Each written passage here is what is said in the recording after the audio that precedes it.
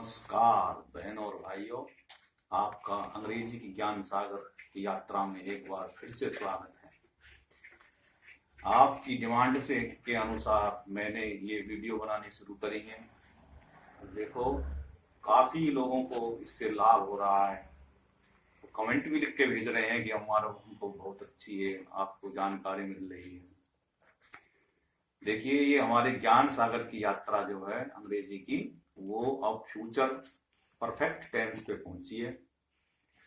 और आज हम आपको फ्यूचर परफेक्ट टेंस के बारे में बताएंगे, इसकी क्या पहचान है, क्या वर्ब इसमें लगती है, क्या हेल्पिंग वर्ब लगती है इसमें, कौन से जो है वर्ब की फॉर्म का इस्तेमाल होता है और कैसे ये वाक्य बनाए जाते हैं। तो इस वीडियो को आप ध्यान से देखें और मेन बात कि आप मेरे चैनल को सब्सक्राइब करें, बेल आइकन को दबाएं और वीडियो को लाइक करें, ज्यादा से ज्यादा फैलाएं, सर्कुलेट करें, शेयर करें। आप इस वीडियो को देखें।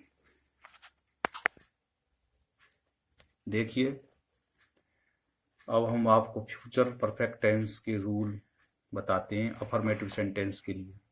सबसे पहले पहचान बताते हैं। इस जो ये टेंस होता है, इसमें चूंकि फ्यूचर का है तो इसमें भविष्य की बात है। तो जो काम भविष्य में हो चुका होगा उस समय पे, तो उसकी ये जो बातें इसमें होंगी। तो आखिरी में क्या होगा? चुका होगा, चुकी होगी, चुके होंगे, चुका होगा। ऐसे जो है वाक्यों के जो होंगे उनके आखिरी में आएंगे। तो जैसे मैं काम कर चुका हूँगा, वो सो चुकी होगी, इस तरीके से। अब इसमें क्या है, जो हेल्पिंग वर्ब जो प्रयोग होता है वो शैल हैव का होता है या विल हैव का होता है। अब कंफ्यूज होने की जरूरत नहीं है कि कहाँ शैल लगेगा कहाँ विल लगेगा, हम सब खोल के बताएंगे। वर्ब की फॉर्म जो इस्तेमाल होगी वो थर्ड फॉर्म होगी। तो अब देखिए, शैल कहाँ प्रयोग होगा। शैल इसमें आई और वी के साथ में ही होगा।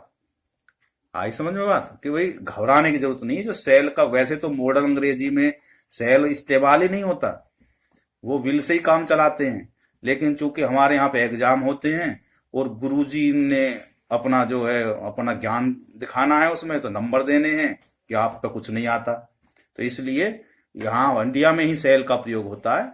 वरना सेल का प्रयोग करना छोड़ दिया है। लेकिन हमें एग्जाम देने हैं तो हमें अब जो है सेल का ही प्रयोग करना होगा। तो सेल यूज जो है, सेल का यूज होगा आई और वी के सब्जेक्ट के साथ में। बाकी सभी के साथ में विल का प्रयोग होगा। तो बाकी चाहे कोई भी हो, सिंगुलर हो, प्लूरल हो, सब के साथ में ही जो है वो विल का प्रयोग होगा। तो फॉर्मूला क्या बना? फॉर्मूला बना, ये फॉर्मूला कोई किसी ने बनाया नहीं है, सब सब जो है एक तरह का एक मेथड बना दिया कि भाई ऐसे ऐसे लगते हैं। तो पहले सब्जेक्ट का आता है, फिर सेल या विल आएगा, फिर हैव आएगा, और सभी के साथ में हैव लगेगा, चाहे कोई आई है या विल या ही है। और वर्ब की थर्ड फॉर्म लगेगी और ऑब्जेक्ट होगा। तो इसके बाद में हम कुछ एग्जाम्पल लेते हैं। एग्जाम्पल है, मैं आपके आने से पहले नहा चुका हूंगा। तो क्या है? नहा चुका हूंगा। तो चुका हूंगा से होगा कि भाई ये जो है फ्यूचर परफेक्ट का टेंस है। तो आई है, आई के साथ में सेल आएगा। I shall have taken bath by the time you कम।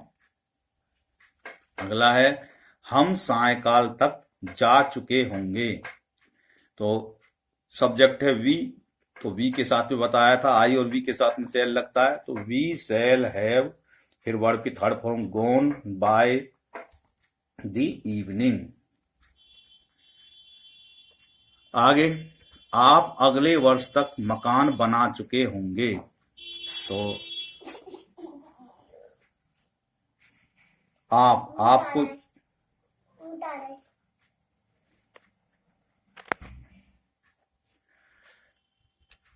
तो आप अगले वर्ष तक मकान बना चुके होंगे। यू विल हैव बिल्ट, तो थर्ड बिल्ड की थर्ड फॉर्म होगी built, your house by next year. तो यहाँ पे जहाँ पे जब टाइम दिया रहता है तो वो बाय लगा के लिख देते हैं, जैसे नेक्स्ट ईयर है तो वो यहाँ बाय लगा के लिखेंगे। आगे, वह कल तक लंदन पहुंच चुका होगा। तो यहाँ पे सब्जेक्ट है वह को ही बोलेंगे, ही के साथ में विल आएगा। और पहुंचना है तो यहाँ पे रीच की थर्ड फॉर्म लगेगी। तो आप देखें कैसे बनेगा। ही विल हैव, पहले सब्जेक्ट फिर विल हैव और फिर वर्ब की third form reached London by tomorrow. वह 2 वर्ष तक शादी कर चुकी होगी। यहाँ पे आखिरी में आया चुकी होगी, तो इसका मतलब वो कोई लड़की है, तो वो सी का प्रयोग होगा। She will have married with 2 year. तो इस प्रकार से ये जो है सेंटेंस बना। आगे है अध्यापक महोदय, उससे पहले एक और है वे मैच जीत चुके होंगे। तो यहाँ पे क्या है, दे के साथ में विल हैव वोन दी मैच। अध्यापक महोदय अगले सप्ताह तक कोर्स समाप्त कर चुके होंगे। तो teacher sir will have completed the course. अब कोर्स की जगह पे यहाँ पे सिलेबस भी लिख सकते हैं, बाय द नेक्स्ट वीक। आगे, वर्षा आरंभ होने से पहले हम घर पहुंच चुके होंगे। तो यहाँ पे क्या है, वर्षा आरंभ होने से पहले हम घर पहुंच चुके होंगे। We shall have reached home before the rain starts. तो इसमें क्या है कि जो जैसे इस तरीके के जो सेंटेंस होते हैं, जो ये बाद में जो वर्ब के बाद में जो सेंटेंस बसते हैं, ये फिर प्रेजेंट इंडेफिनिट में बनते हैं। आगे, आप कल तक अपनी यात्रा पूरी कर चुके होंगे। तो इसमें आप का प्रयोग हो रहा, तो you will have completed your journey by tomorrow.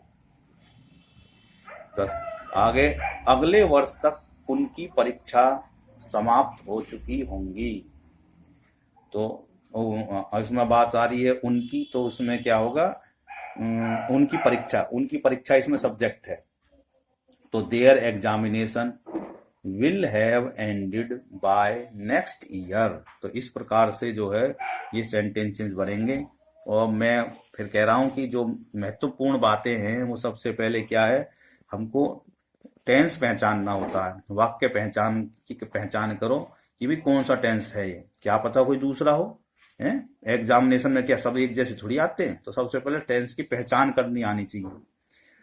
उसके बाद में सब्जेक्ट को पहचान करते हैं, उसको स्वरूप देखते हैं, क्या बन रहा है उसमें सब्जेक्ट, आई है, वी है या कुछ और है। अगर आई और वी आ रहा है तो उसके साथ में शैल हैव लगेगा, और कुछ और आ रहा है तो उनके साथ में विल हैव का प्रयोग होगा। चाहे वो किसी भी फॉर्म का क्यों न हो, उसके साथ में विल हैव लगेगा फिर। और वर्ब की थर्ड फॉर्म का प्रयोग होगा। ऑब्जेक्ट वर्ब के बाद में लगता है।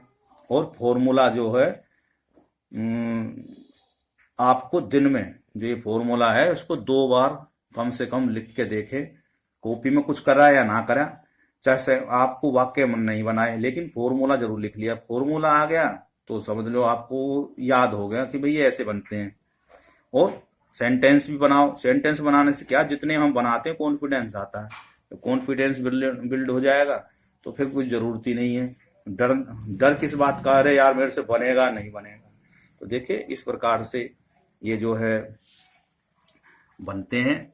और आगे आपको अभ्यास करना है।